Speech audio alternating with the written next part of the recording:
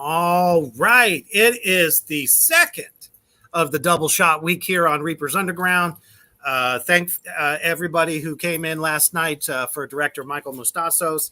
It was a good time. But tonight I have the maestro himself, Michael Pickle, the brains behind this phenomenally well done indie horror film known as The Dead Place. Ever heard of David Howard Thornton? Oh, yeah, we'll get to that in just a moment. So real quick before we get started, we're going to take a quick commercial break to our brothers at Villain Arts Tattoo Conventions. Check it out.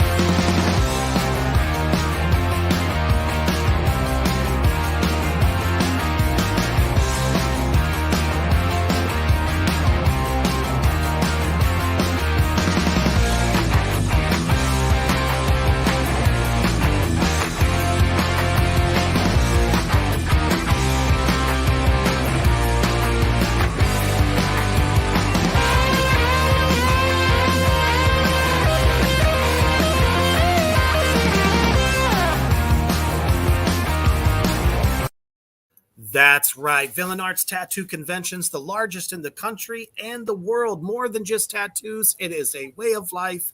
There are wonderful performances. There's going to be one in Denver next weekend. Unfortunately, myself and my Dark Queen Mischief will not be able to make that one. So definitely stay tuned to both Reaper's Underground and Mischief the Clown's page to let you know when we're going to be there so you can come hang out with us.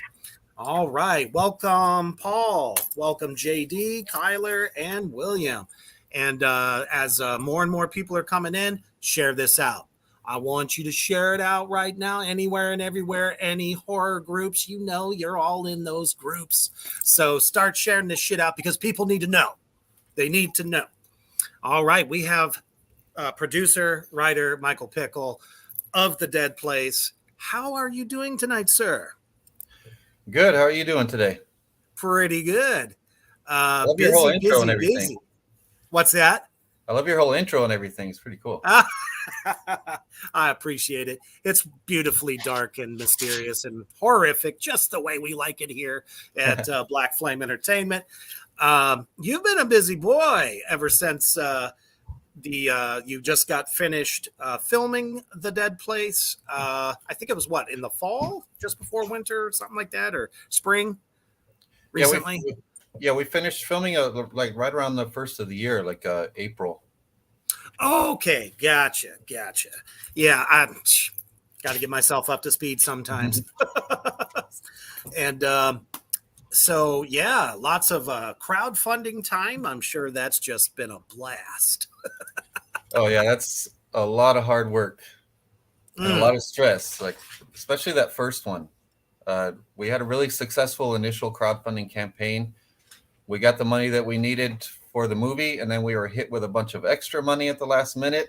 We had to put some of our own money into it. Yeah. That's never a bad thing, because I'll tell you, most of the directors I have on are always telling me how tough it is trying to come up with that stuff. But you guys are extremely blessed. Things worked out very, very well. And how's it going now? Are you getting close? We're doing really well. We're in the middle of the edit right now, the initial edit, just to put the scenes together in order. And that's got to be so much fun. Yes. it's cutting together better than anything I've ever done before. I've always had some kind of hang up, some kind of problem where something wasn't fitting together right, but everyone just came together so well on this project.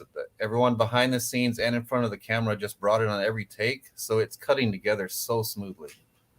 See, that's just amazing. You always know you got something real special when you have the right talent, especially a star studded cast like you had. And everybody just kind of coming together and willing to help behind the scenes and all that stuff, as well as your effects team and whatnot. So I can only imagine. I've seen the stills, I've seen some pretty cool stuff. But before we get to the meats and potatoes of this film, let's kind of talk a little bit about how you got involved in indie horror. Was it something you kind of always aspired to do, or tell us how it all began?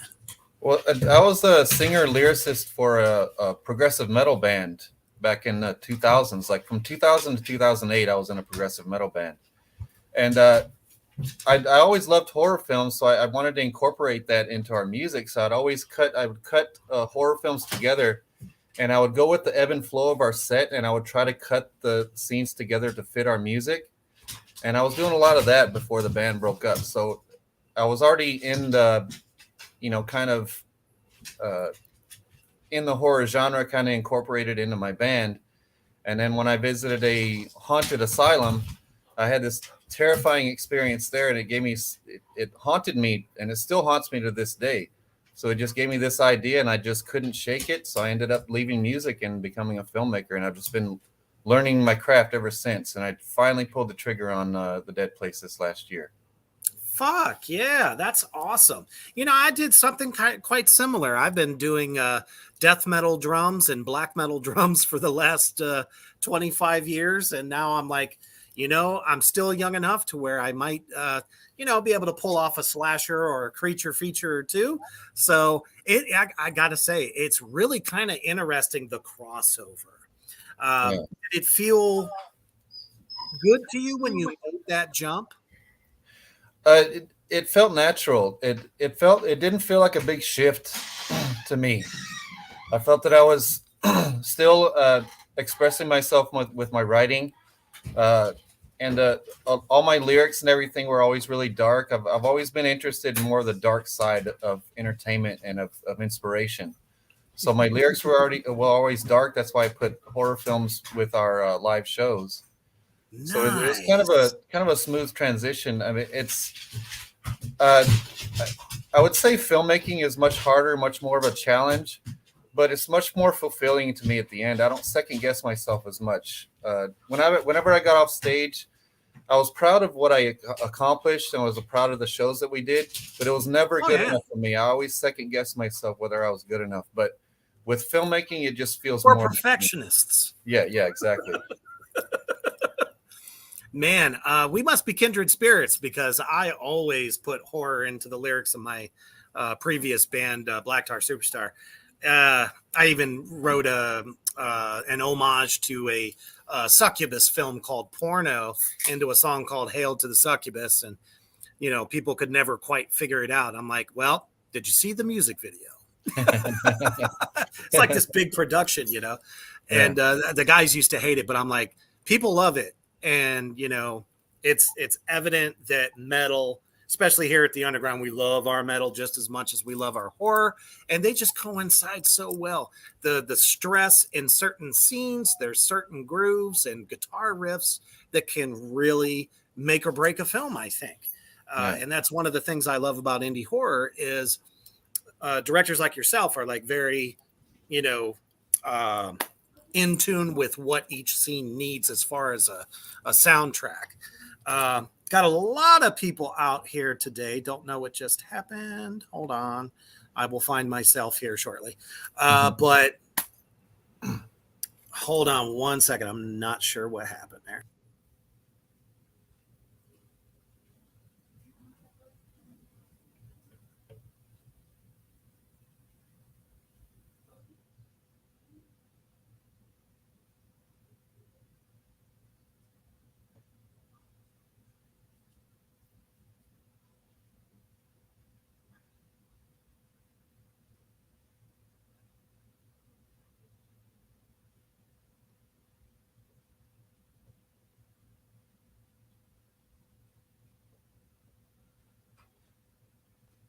Have some pause for some technical difficulties.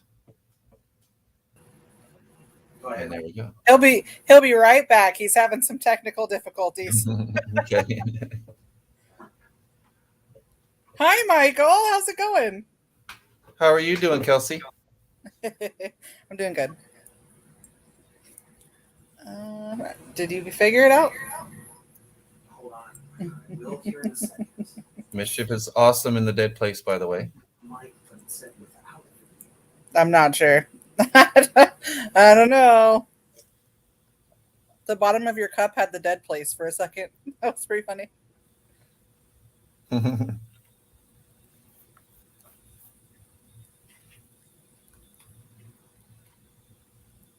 Is our feed cursed? We have a cursed live feed at the moment. I don't know what's happening. Keep going. I don't know. I'm working. But yeah, so how is the crowdfunding going? Doing great. Started building some momentum in the past couple of weeks. A lot of interest, a lot of people sharing our campaign and everything. So I feel a lot of support swelling behind this. Yes. Yes, and there are a lot of different perks too. There's stickers and DVDs and signed stills and stuff from set, right? Yeah, and then this week I'll be adding T-shirts and stuff in the final week Ooh. of the campaign. Well, I need a T-shirt, that's for sure. I'm gonna have to do that. Hello, everybody. Everybody in the comments is saying hello. Hi. How's it going? Thank Satan, I figured it out. My computer is being unruly and it needs to be spanked. Man, and that's something my viewers definitely know. They're like, it always happens. Always happens. StreamYard is not perfect, people, but it's a great tool to use. That's all I can say. Anyway, so we are back. We were talking about how you've made that transition from heavy metal into wanting to do film. Was there any particular horror films that kind of like inspired you the most to want to write and direct your own? Ones like Evil Dead, of course, the Amityville Horror. Yes. The Amityville Horror has always been close to my heart because that was the first book I ever read between the ages 5 and 6. So that really set the tone for my interest in horror. So I was really drawn to that, and I've always wanted to make my Evil Dead. I like not just possession films, but demonic films, and I love the idea of someone's friends turning into demons and just that hopeless feeling of your friend becoming evil. I like that concept, and I try to integrate it into a lot of my stories. By far one of my most favorite genres. That's crazy. And that's why what got me into wanting to do film as well is because I managed to play the devil in a heavy metal music video. And people just were so entertained by what I did. I was like, me playing a demonic character, I mean, look at me. It's in my wheelhouse to do. So that's awesome. Definitely love all those films as well. Still big favorites. So you had worked on some stuff in the past. Can you tell us a little bit about Stab Awake? Well, that was the first thing I ever did. Oh. That was my crash course in filmmaking right there.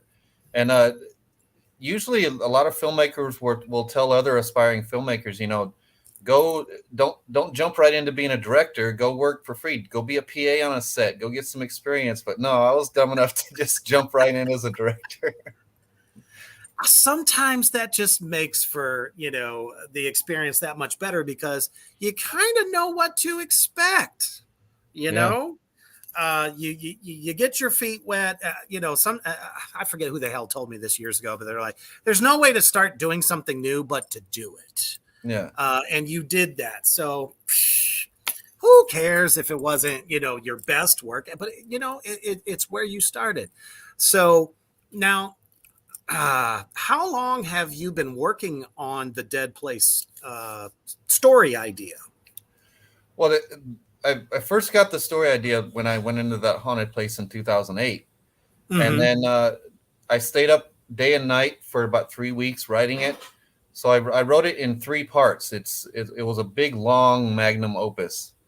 And then over the years, I saw that, I wasn't going to be able to do it as a first-time director, so I needed to get some experience. So while I was out there getting experience on these other projects, I'd keep going back to that and fine-tuning it. And then I finally ended up splitting it into 3 parts. And then I could explore each one of the themes more in a more thorough way.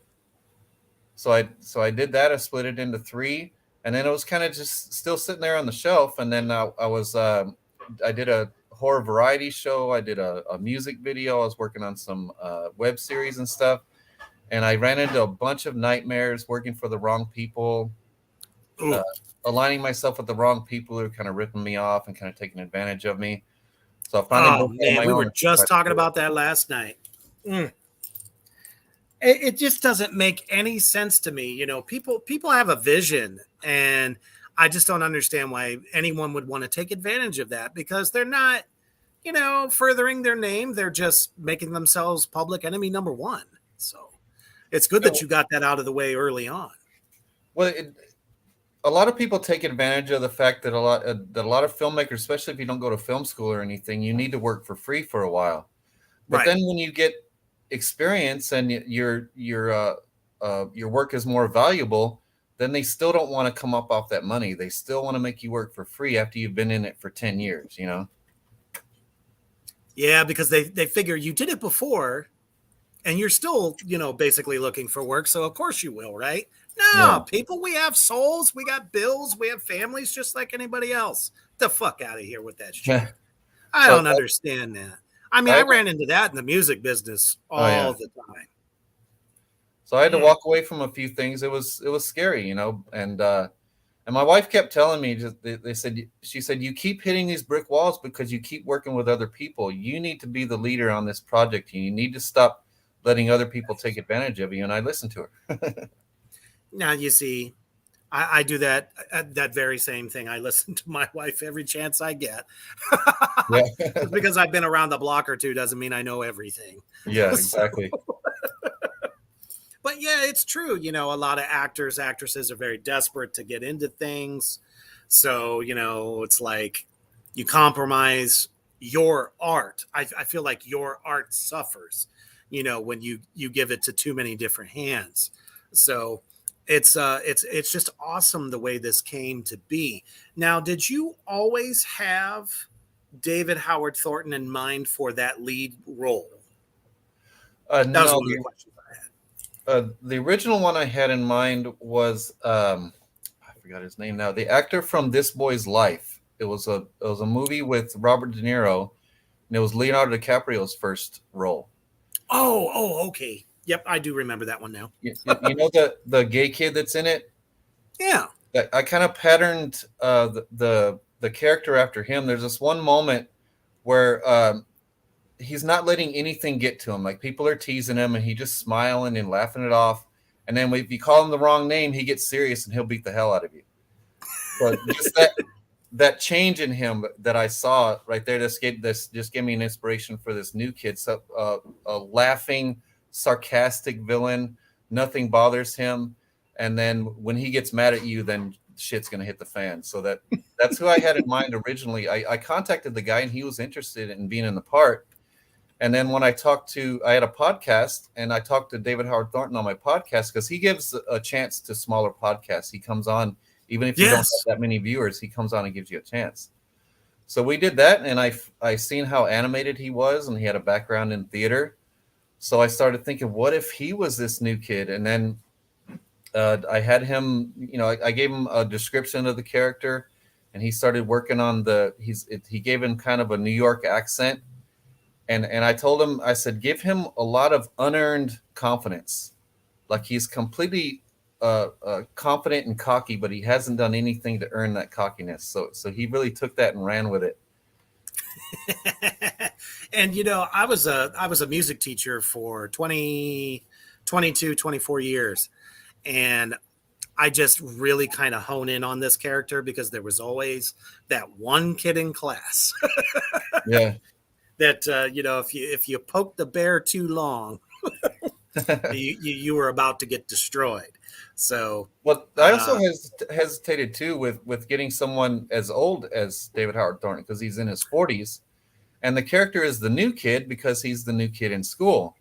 mm-hmm. Well, then I kind of had it integrated into the script when the new kid shows up. The main character thinks everyone can see him, so he's not really paying attention to him. He just kind of this new kid that's taunting him, but he doesn't realize that he's like a 40-year-old guy, and that kind of scares the main character that he didn't even realize that this was some kind of evil entity. Yeah, definitely. I actually think that, just from, watching the trailer and that, he seems to fit it so well, which we'll show that trailer a little bit later on. But I don't think you could have picked anybody better. And well, it's interesting what David told me. He said that when he did the Art the Clown character, that he thinks of Art the Clown as a vulture. Like he likes to liken his characters to an animal. So he looks at Art the Clown as a vulture, and then when he approached the new kid, he looks at new kid as a jackal.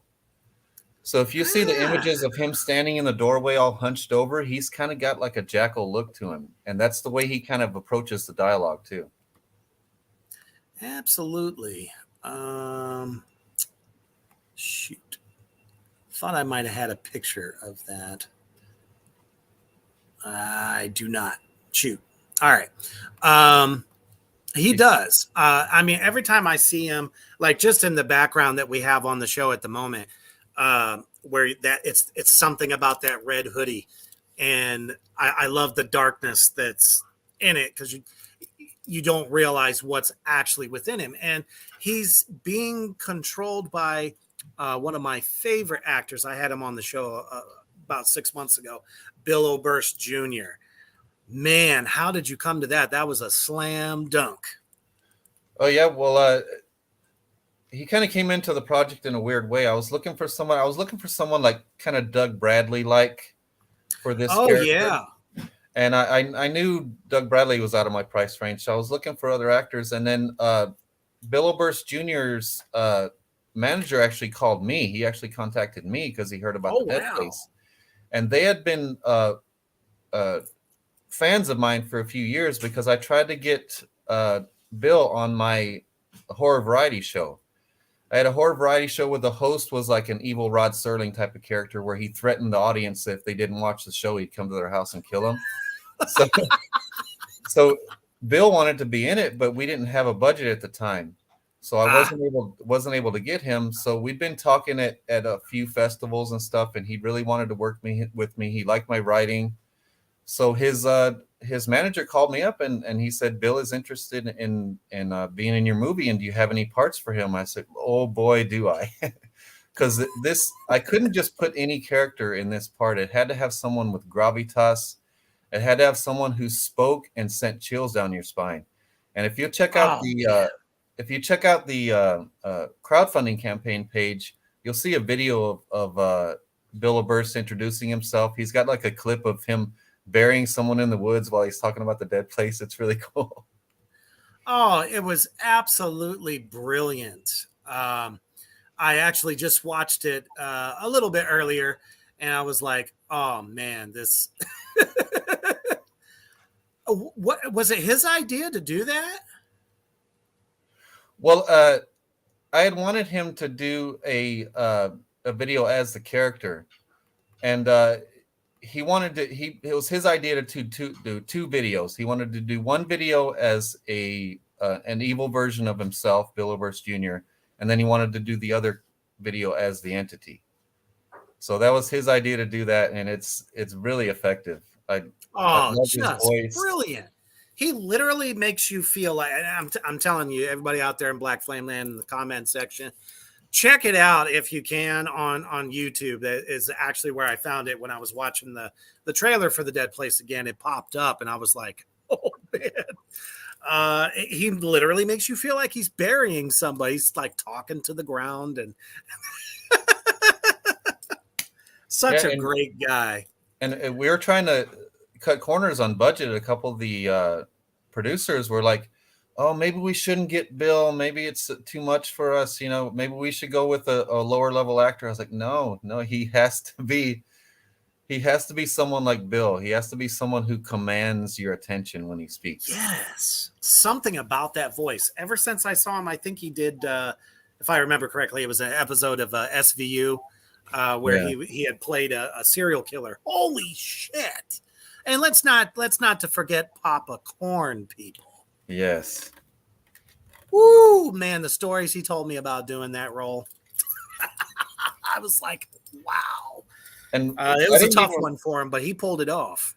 I didn't even realize until I cast both of them that I was casting Art the Clown and Papa Corn the Clown in my movie. Do you get that a lot? Do people ask you like, "Hey, were you thinking about having, Papa Corn and Art the Clown to work together?" Yeah. But I thought it was kind of cool to have these two famous clowns in it, and then neither one of them are clowns in the movie, but Mischief is. So it's like I got 3 clowns in the movie, but only one of them dresses as the clown. And I actually think that's a touch of brilliance too, because that is one thing I talked about on my show a while ago about how the 80s always had these great films, horror films that took place like in school a little bit, like there were elements of high school in there, so many of the slasher stuff, and I always felt that was like something missing because no one's really made a horror film centered on high school, which is where a lot of your film takes place, as I understand it. And I think it's brilliant. So how did you go about getting the school for this? Oh, that was one of the many nightmares of getting this developed. First of all, imagine. I really had my heart set on a school with a long hallway with a lot of lockers, and I wanted an indoor cafeteria. I looked at all the schools in the area. No one had a long hallway with lockers anymore. No one had an indoor cafeteria. And the ones that did wanted an outrageous price. So I ended up finding a school in Burbank, out of all places. Okay. So we found this really old school in Burbank. It was a John Muir Middle School. It's actually a middle school. Nice. And it had all the elements. Terrifying also. Yeah. It had all the elements that we wanted, and it ended up being perfect. And you can see in some of those shots that hallway looks creepy. Oh, absolutely creepy. So it really brings the effect. I always say location is everything when you're trying to get realism. And this is actually something really new for most of us that are William. He says, "That's scary. Stop it." Shoot, where was I going with that? Dang it. His comment just popped up and I was like, now I'm fucked up. Let's see, we were talking about the school. Yeah, location, man. It just really brings everything to life. And the one you picked, just like some of the stills that you've been putting out there, and hopefully you guys are following Michael on Facebook, Instagram. Not hard to find. Let's see here. I think we may. Yes, we do. We have some stuff. For instance, my wife's scene. There you go. Poking out of the door there. Just really kind of creepy, and that was the next thing I was going to talk about is how you assembled the young folks to fill, the classroom with David, and obviously Mischief plays Miss Breyer. Were kids just like literally lining up for this? Well, I was actually looking for people in their 20s to play high school students because I didn't want to have a bunch of minors. But when we went through the casting process and everything, the main characters who are high school students actually ended up being high school students. We had one who was 15, one who was 17, It was a nightmare with all the child labor laws and SAG. Ah, But I really believed in the, and I wanted actors of different experience levels. I just wanted whoever was best for the part. So I got some people it was their first feature film. mm. I got some people who were veterans and had been doing it for a while. But once David was involved, it was pretty easy to get the extras and all that. Oh, I'm sure. They're like, holy shit, I'm going to be in a movie with Art the fucking Clown. Yeah. He's sitting right over there. So, and We get to surprisingly, hear him speak. yeah. So they That were all had to excited about really that. throw people for a loop. And he doesn't just speak; he has similar gravitas to his voice as Bill Oberst Jr. does. Yeah, So, strikingly so. so he's sitting there being all smiley and sarcastic, and when he gets mad and he gets up out of that chair, uh, it just sent chills up everyone's spine. Everyone kind of turned their head like they got this.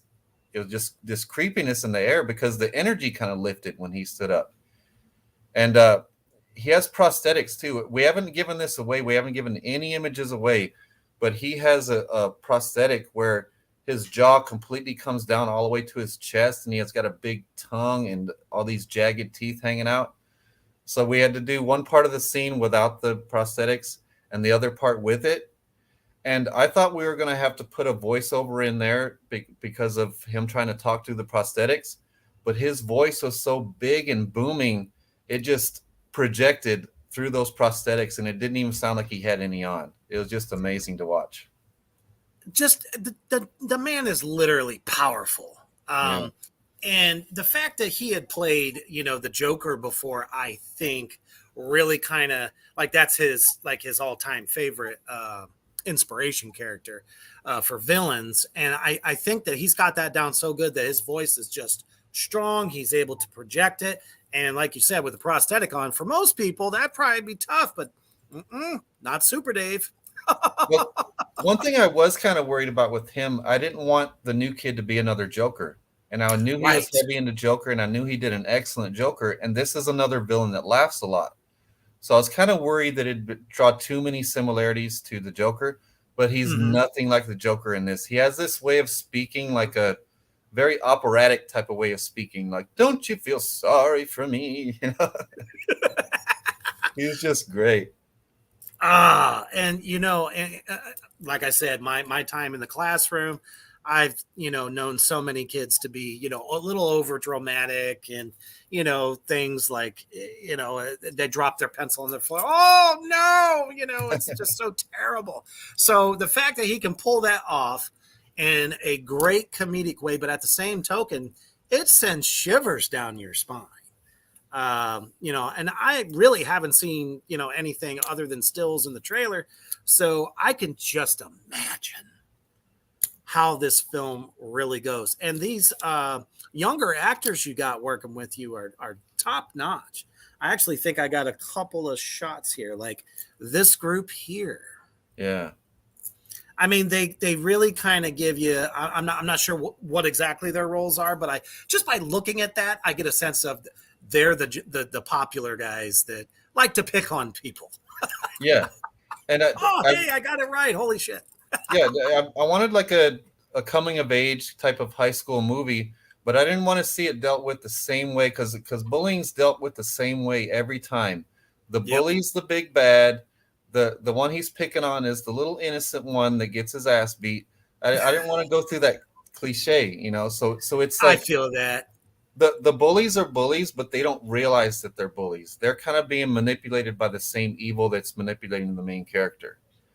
So it's really a fine line in this one. Like they're almost justified in a way. Okay, so it's almost like, the character of the evil is manipulating the entire situation. He's giving the power and manipulating David's part, and then at the same token, he's making I don't know, throwing fire on gasoline. So exactly. I like that. I really like that idea. And we've been talking so much on the show about original thought. And this movie oozes original plot, original thought. Some stuff, obviously, it's going to feel like certain movies depending upon what you were influenced by. But I definitely feel a lot of originality here. Looks like Montavious just came in. He says, hello. Hey, what's up, Montavious? What's up? I only wish we could have got Doug. That's one of the things that I really dug, not to, sound funny or whatever, but about the film is that you have some demons in there.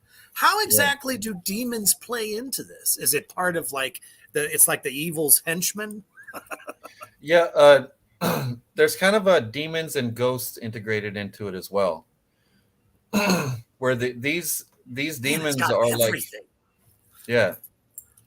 Where these demons are they're like these rotten souls that they're actually, I'll go ahead and give you a little backstory. They're absolutely, they're a death cult that had killed themselves in the woods like years and years ago. So they kind of live in this certain area around where the main character lives, and they're kind of curious about him the same way that the ghosts are. Like everywhere he goes, he sees spirits kind of gravitating towards him because they notice that he can see them, so they want to communicate with him. Sure. But the demons, they just want to hurt him. They want to hurt him and everyone around him because they're evil. So you'll see later that they keep coming up in the rest of the trilogy as well, because they're kind of enemies to the evil as well. They're kind of their own thing. They don't like the evil ones and they don't like the good ones either. They just want everyone to stay away from them. I love this. And I love that this is going to be like a trilogy kind of thing. I can't wait to see how else it plays out from there. So I don't know. I don't want you obviously to give too much away, but does the ending of the film kind of give you that feeling like there's more to come? Yeah, like when I first showed the script to David, he asked me if that was all of it. He said, "Where's the rest of it?" It seemed like it was building up and really going somewhere. I was like, "No, that's it. That it's going to continue in the next one." But after I showed it to him initially, that's when I got the script coverage done by Steve Deering. So we really worked on it and really fleshed out a lot of the themes in the story and really made it more punchy and more effective, and gave it a more definitive climax to where it has a very definitive beginning, middle, and end, a very satisfying end, but also an open-ended ending where it's going to go somewhere else even more intense in the next one. Love that. There's nothing like a good fucking cliffhanger at the end of a good horror film that is like you want to have the crowd going, shit, we need another one. We don't have closure. There's still more to be expressed, to learn about this fantastical world. Do you have like a name for some horror films? There's like a name to the town that they all live in. Is there any kind of name to this little universe? I didn't really give it a name because the town they live in is kind of an afterthought. You're okay. Very didn't know if there was like a history, kind of thing. It's very concentrated on the smallness of their lives and very focused on the main character's home life and then his school life, and then the next one's going to expand a little bit more, and it's they don't end up in the dead place until the final scene. So this whole movie is about everything that happens in order to get to the dead place, and then part 2 is going to be all about the dead place. I love it. Now, is there going to be a lot more of this? I think you did say that the demons and the ghosts would be reoccurring throughout this trilogy. Yeah. I'd love to be one of them. There's times where they really hurt the main character's plight, and there's times where they actually help him because they're kind of against the other evil ones. Yeah, absolutely. And when we think about, a character type like that, or a creature type, whatever you want to call it, they kind of are that way. We saw that in the Prophecy. many years ago, where Satan literally hates them all. He wants all their souls, but he ends up helping them because he can't stand Gabriel. Yeah. And I think that really captures the essence of that type of a character. So real quick, we're gonna go ahead and show the trailer for this, just in case you haven't seen it. It is on YouTube. Let's go get that presented. It's a process, folks. It's a process. All right. Let's get that started from the beginning. Fantastic. What is wrong with him, John? I mean, how long is this going to keep going on? It is only getting worse. You saw something again, didn't you? I was reading that some people are naturally in tune with the spirit world. They see a plane of existence that the rest of us don't even see. Where's that freak? He's got to be around here somewhere. Playing with a Ouija board. I was reading about a Ouija board, and I might be able to use one. Contact the spirits. See what they want with you. Hey, man. How you doing? I'm the new kid. I know exactly how you feel. I don't get along with people either. Personally, I don't think it's me. It's them. I hear you see things. I'm just saying. You know. He's only trying to help you. You're being ungrateful. I can't tell the voice from my own thoughts anymore. It's not trying to get in. It's coming from the inside. It's telling me to kill everyone. He's like, oh shit. I'm not a killer. I'm not evil. Hell yeah. And that's definitely one point I always have to ask, because I'm just a huge fan of blood. There's so much blood in this film. I feel like I'm at a carnival and I just want more. For instance, look at that gusher. I mean, I saw that still and was like, brilliance. So was there a particular formula to the style of blood you used, or did you go with like a traditional, kind of a formula for that? Actually, our makeup effects artist, Robert Bravo, he has his own special recipe for the blood. It looks I love it. It's so dark. Yeah, it looks so dark and rich on camera, and it actually cleans up easily. Because we got blood unlike all what I got over on my that hallway. face. That school hallway, we had teachers mad at us for 2 weeks because they kept finding blood in the doorway of their classrooms. Serves them right, damn it. Come on. It was fun. And just to give you an idea, felt a different energy there too. Just to give you an idea, Robert Bravo was using a fire extinguisher to blow that blood out. No shit. See, that's another thing. All my demons out there, as well as fans of yours that are with us, man, we absolutely love practical effects more than anything a computer can give us, because it just feels so real. And that's really what I love about your film, The Dead Place, is there's a sense of realism there. Anytime I'll take realism over, I don't care if the film had $150 million budget, over any computer effects, because that shit really just grabs you. I mean, that's what made Friday the 13th and a lot of the early werewolf films and stuff, especially zombie films, of the late 70s, early 80s, and through the 80s, through the 90s. Shit was so practical, and I love what you did there. Great team. And there was you actually have a very up and coming scream queen in this film as well, Angel Bradford. Yes. Who's been, I mean, she's just been the talk of the town. So what do you have her doing in this film? She's actually one of the bullies, and she's kind of nastier than the guys are. Shit. We know how women can be much nastier than us guys. Yeah. The guys are a bit misunderstood,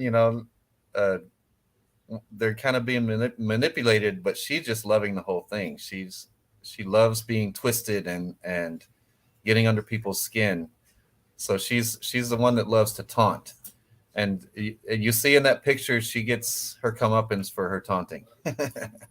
Which, most of the time in real life, unfortunately, that doesn't always take place. But damn it, fans are going to absolutely love that. Always cheering for that one motherfucker in the film that has been just stirring shit the whole time, and finally they get taken out. I love that. It really does have all the elements, and I really feel that people are definitely going to be wanting more from this. Are you looking into any kind of like a theatrical release, or is it going to be more of like a streaming DVD, Blu-ray kind of thing? My goal is a theatrical release. That's one of the main reasons why I'm doing the finishing funds campaign, so I could have a budget to put a little bit more of a gloss on it, so it will look polished when it's blown up onto the big screen. So I would love a theatrical release followed by hopefully like a Shudder release, because I really like Shudder, the way they curate their content. Oh man, that is my favorite app. I am not gonna lie. Yeah. Anything from hard to find classics to just newer films. You're always gonna have a couple of stinkers here and there. That's just the way it is. But for the most part, they got some really good stuff. So yeah, I don't know how hard it is. I've talked to a few directors, and they talk about the what kind of distribution company you got to go through, and that sometimes the streaming services are a little wishy-washy. Yeah. Oh man, like Amazon Prime. I used to think it was prestigious to get your movie on Amazon Prime, and now I'm hearing that you get fractions of a penny for each person that watches your movie. Because it's Amazon Prime. Yeah. They're the kings of not taking a whole lot of money for stuff, and it's like, well, sure, we'll take your film, but here's a shiny quarter. Yeah, exactly. Oh man, or it ends up on Tubi. I understand it's not too difficult to get films onto Tubi, which has actually proved to be a very invaluable resource for indie horror. Yeah, So, and for filmmakers as well. That's one of the last streaming services where a filmmaker can actually make real money.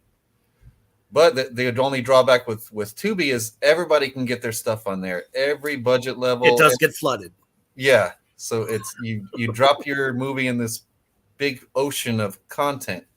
So you really have to stand out if you're going to get on Tubi and make money. I mean, I have literally no doubt that this film is going to stand out amongst everything, because I mean, obviously, when David did Terrifier 2, nobody could foresee what was about to happen there.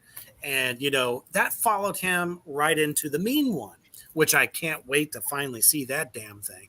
It never came to theaters where we live here in Nebraska. So it's like, but between that and you got Angel, the whole cast as a whole, just fucking astounding. And it's so great to see such new faces as far as young people coming up. Like, they also have a love for horror. They don't think it's silly or trivial, So, we got a question from, let's see here. All right, William says, I have a question. Do you know how Eli Roth presented a film in the past, I'm assuming? Is that an option for you? I'm actually familiar with Eli Roth. We've kind of crossed paths a few times, and love it. Yeah, he's been in he's amazing same festivals as me, and all that. So I do respect him for his horror knowledge and everything, but I don't know if I actually follow his. I don't know. He does different movies than I do. I think his type of movies are too far removed from what I do. Yeah. That's a good thing, Michael. You don't want to be just like Eli Roth. Sure, everybody, kind of paints him into, being this amazing horror director, and he is. He's got his own thing. But to really stand out amongst, a lot of really good indie directors, but then again, there's a lot of not so good stuff. But for the most part, I mean, there's nothing about this film that won't stand on its own two legs. I know it will. And from everything we've been seeing, I know any of my fans, horror fans, you're just dying to see this thing.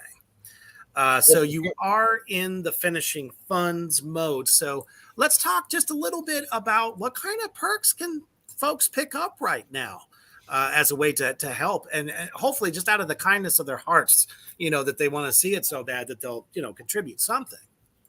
We tried to offer a wide variety of perks, anything from really cheap perks, like you can get a signed still from the movie for like $15. That's pretty good. Shoot. You can get a special thanks in the credit for $33, or you can get the more expensive ones like a Blu-ray and a poster signed by all the cast and crew. That's like $200. And this week, so worth it. This week we're going to be adding just a Blu-ray. So it's going to be a cheaper alternative if somebody wants some physical media, and we're also going to add some Dead Place T-shirts.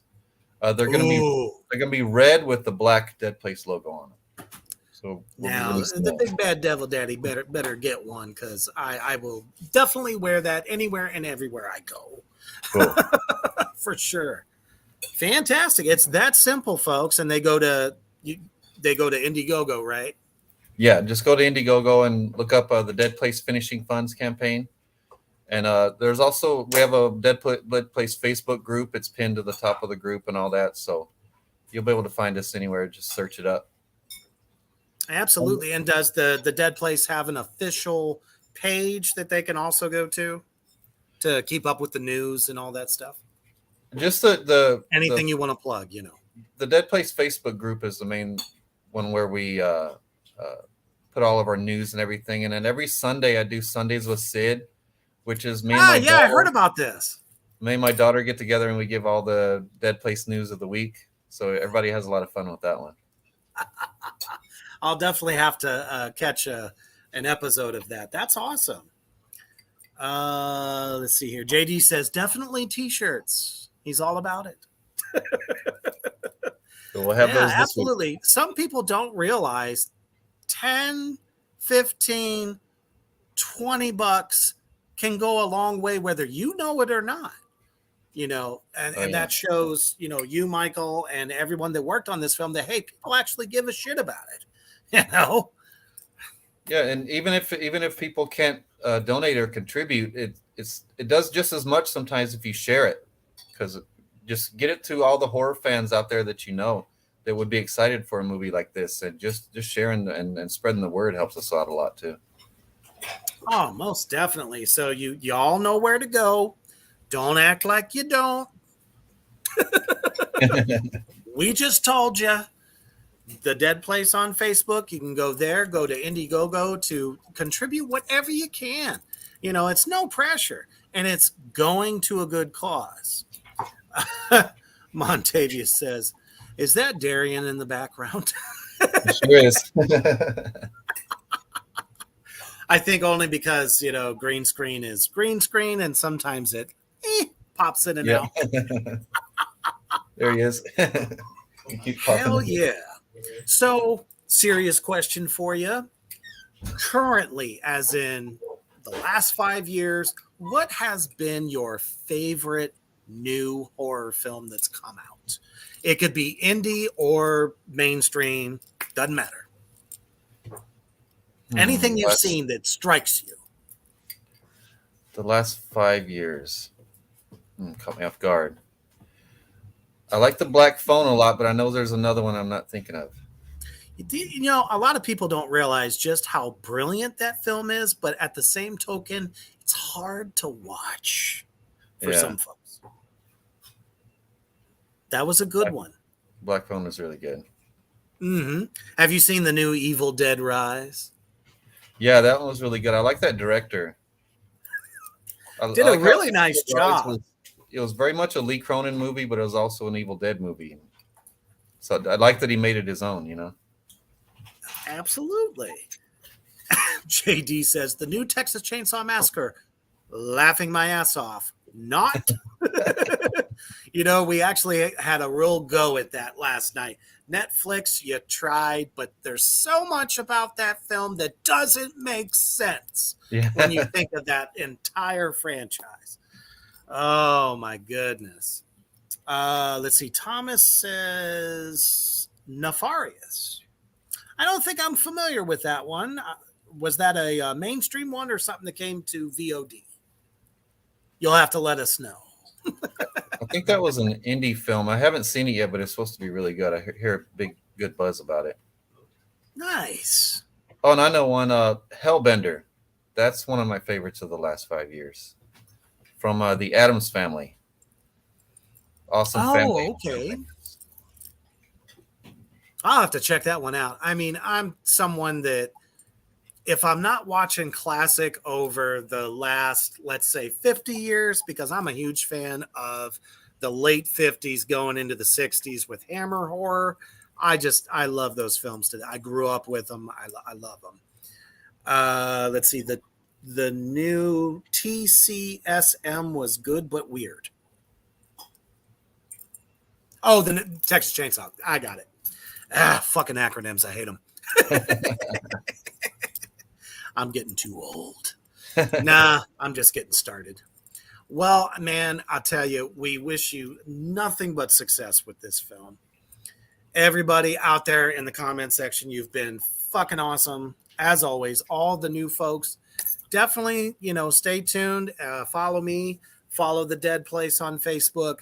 As I will promote, I am a promotional whore. That is what I do. I actually hate it. I spend about 4 hours a day online promoting bands, promoting films, not my shows, everything. It's like, oh man, I don't know if I'm coming or going sometimes. Yeah. But, the devil's work is never done. Yeah. But yeah, thank y'all so much for tuning in and supporting The Dead Place. And Michael, you just absolutely wonderful. I'm so looking forward to see how this plays out and all the future stuff that you plan to do.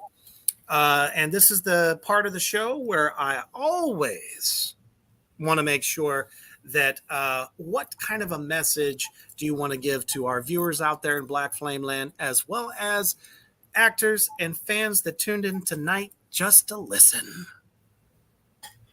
Just watch more horror and don't just look at the mainstream horror. Watch indie horror. There's a lot cooler stuff going on in indie horror than mainstream, that's for sure. But you can still find some good mainstream horror every now and then. And if you're a filmmaker and you start a project, finish it. That's the main thing I was going to say, because it gets hard and you're going to want to quit, but you're going to hate yourself if you do, and you're not going to be respected in the business if you drop a project. So if you start a project, finish it, and just absolutely stick to it. Yeah, and stay absolutely humble. Yeah. It's about the art. Of course, we want to, and that was actually one question I forgot to ask you. Do you plan on, have you sent it off to any film festivals or anything like that? No, I haven't really thought about going the festival route on this one. I have more confidence in this than anything else I've done in my career, not because of what I've done, but because of what everyone done on this film. And everyone stepped up and helped it become this thing that I'm so proud of. So I just know that it's going to get a theatrical release and it's going to be popular and people are going to love it because of what everyone put into it. They took it far beyond my skill set and just made it a great film. Absolutely. And that is so good to hear, when you really truly believe in what you made and your art enough to just let it ride, man. And I'm telling you, it's going to come back tenfold. So thank you all one more time for tuning in every single night that I'm on this motherfucker. We appreciate you so much. You have no idea. I love y'all. And as you're getting ready to lay it down and you're getting your footies on and you're holding on to your blankie with, visions of David Howard Thornton in a red hooded jacket going, hey, I'm the new guy. Stay heavy.